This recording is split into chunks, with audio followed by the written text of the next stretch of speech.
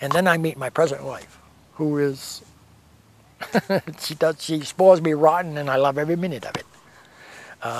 And we met on Match.com by accident, I guess. And no, it wasn't by accident, because there's providence there somewhere. And it just expanded and deepened what I had learned before that was so important in my life.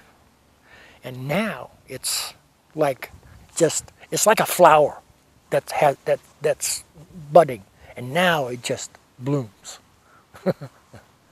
So today I would tell anyone, that I have more blessings in my life with all that stuff that we talk about going through. You know, somehow you come out on the other end. Somehow God provides. Somehow God has his plan. And if you just get out of the way sometimes and let it happen, there's some beautiful things there. But that's where we are today. And I go back. Today I look back on all those things that happened. And I say, wow. You know, wow. It wasn't me. It wasn't me. I walked through it, but someone was getting me through it somehow with their infinite patience. When I had things to think about as a teenager, I would do one of two things. I would either go out on the ocean, or I would go grab my .22 and go into the woods, just walk in the woods with nature. Nature was my God. It was just so amazing, everything that nature did, every living thing was such a miraculous thing. The ocean itself, I used to stay in a storm or watch a storm, absolute unbelievable fury that you just can't imagine. And then 36 hours later, the most incredible beauty and calm. You know, you just say that nothing else can do that in this world. You know, but nature was my God, I guess.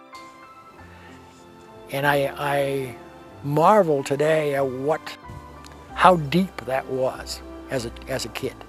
You know, it was the same when I was 3 to 4 or 5 years old on the farm. I mean, we had a cat. You know, the cat went out to do the chores with us too. And if you're milking the cow, you give the cat a shot.